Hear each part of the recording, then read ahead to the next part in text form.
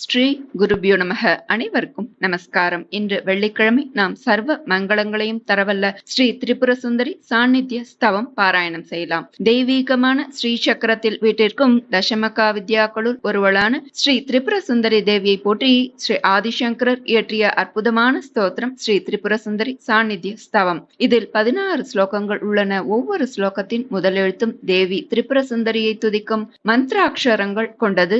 மிகவும் சக்தி வாய்ந்த ஸ்தோத்திரம். வேண்டுவோர்க்கு வேண்டுவனையாவும் தருபவள் தேவி திரிபுர சுந்தரி.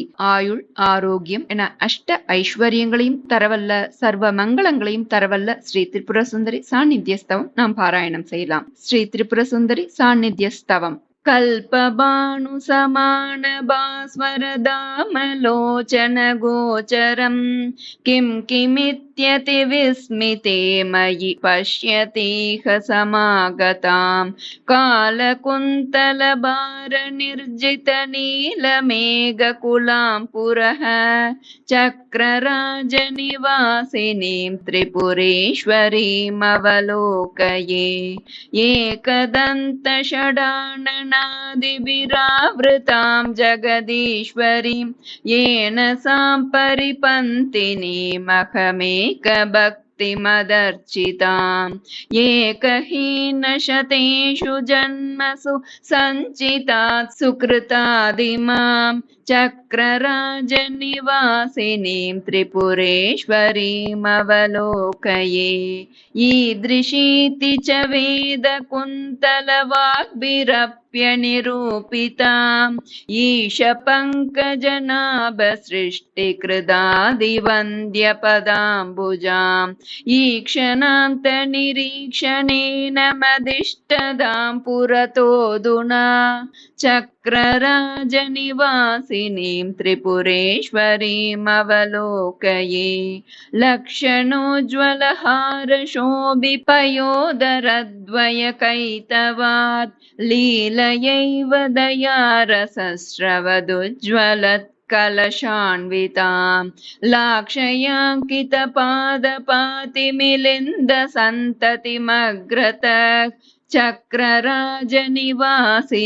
त्रिपुरेश्वरीम् अवलोकये ह्रीमिति प्रतिवासरं जपसुस्थिरोहमुदारया योगिमार्गनिरूढयैक्यसुभावनां गतया धिया वत्सहर्षमवाप्तवत्यहमित्युदारगिरं पुरः चक्रराजनिवासिनीं त्रिपुरेश्वरीम् अवलोकये हंसवृन्दमलक्तकारुणपादपङ्कजनूपुर क्वाणमोहितमादरादनुदावितं मृदु शृण्वतीं हंसमन्त्रमहार्ततत्त्वमयीं पुरो मम भाग्यतः चक्रराजनिवासिनीं त्रिपुरेश्वरीम् अवलोकये सङ्गतं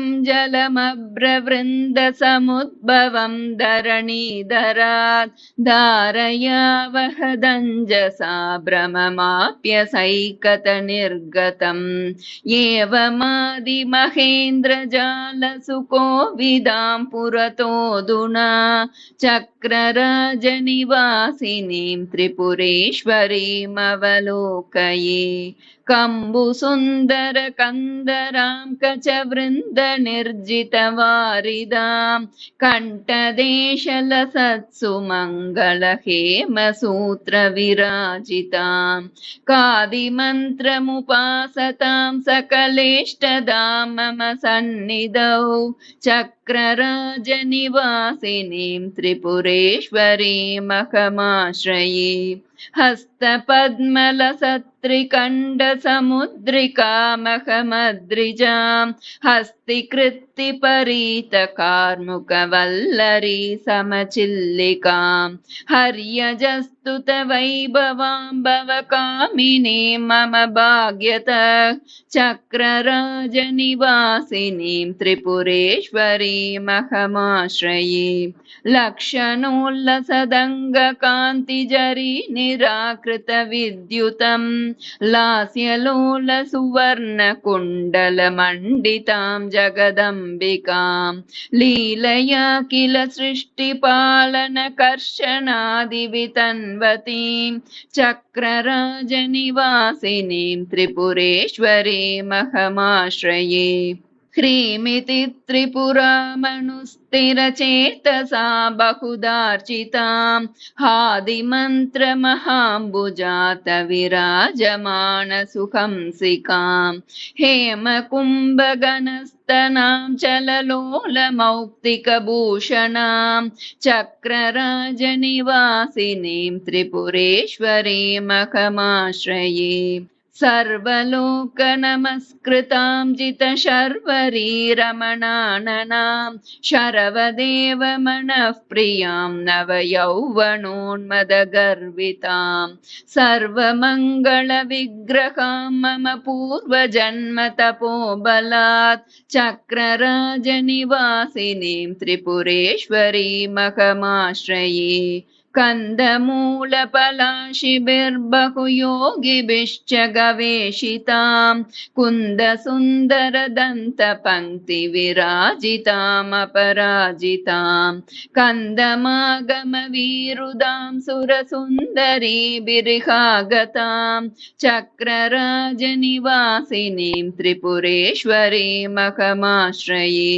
लत्रयाङ्कितमन्त्ररात्समलङ्कृतां जगदम्बिकां लोलनीलसुकुन्तलावलिनिर्जितालिकदम्बकां लोभमोहविदारणीं करुणामयीं अरुणां शिवां चक्रराजनिवासिनीं त्रिपुरेश्वरीमहमाश्रये।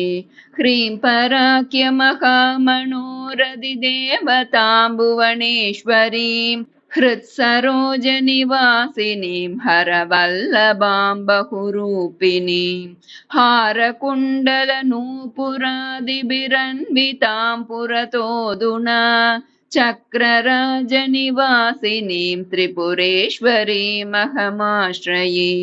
श्रीं सुपञ्चदशाक्षरीमपि षोडशाक्षररूपिणीं श्रीसुधार्णवमध्यशोभिसरोजकाननचन्द्रिकां श्रीगुहस्तुतवैभवां परदेवतां मम सन्निधौ चक्रराजनिवासिनीं त्रिपुरेश्वरीमहमाश्रये। चक्रराजनिवासिनीं त्रिपुरेश्वरीमहमाश्रये। चक्रराजनिवासिनीं त्रिपुरेश्वरीमहमाश्रये। इति श्री त्रिपुरसुन्दरी सान्निध्यस्तव सम्पूर्णा। ஸ்ரீ குருப்யோ நமः.